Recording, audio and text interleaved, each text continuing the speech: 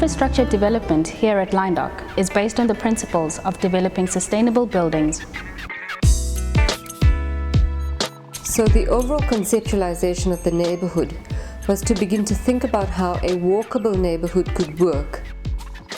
So we had to do an overall layout, and the idea initially was to try and get 150 housing units on the site, which is pretty dense, and to try and do that in a way that really created little pockets of community where there would be terraces for food gardens, there would be natural drainage, permaculture principles, and most importantly, to really focus on the reuse of what was an incredibly ugly shed in the middle of the site, and turn that into something that could become worthy of being the heart of an eco-village.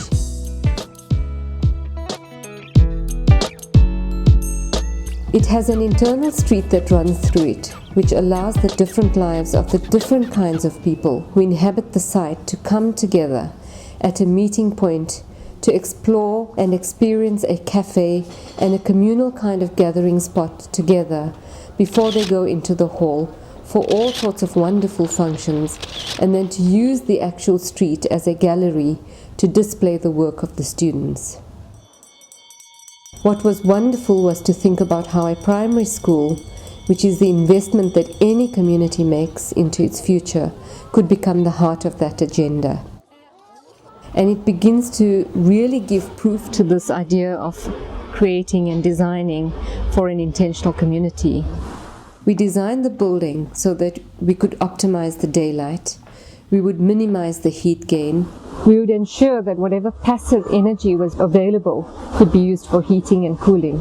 So for example, on this facade, which is the northeast facade, you have basically a way in which we've made the windows, the ventilation systems, the pergola, all of which work together to make sure that you are pre-cooling the air in summer by passing it over the landscape in front of the building, through the pergola and off at a lower level into the spaces upstairs. And then whatever heat buildup happens in the classrooms above here is immediately ventilated at the periphery of the building. We have used the passive heat from the space between the roof and the ceiling and suctioned it out, pumped it underneath the classrooms into a stone store, and the rocks actually store the heat and gradually percolate that heat into the classroom through the night, because it takes all day for these rocks to heat up. And as the air then percolates through the classroom, it keeps the ambient temperature warm.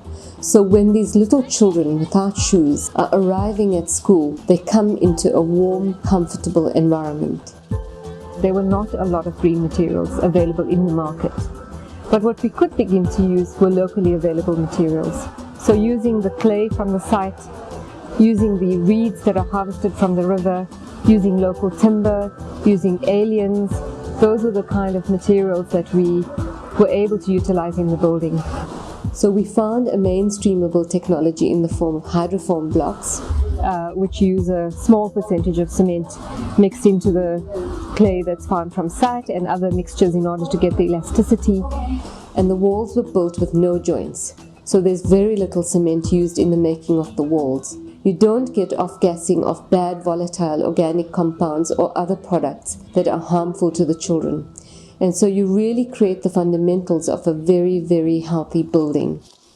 So we began to realize quite early on that this idea of green building is completely one of working from principles, but really negotiating the compromises and working with the best available opportunities.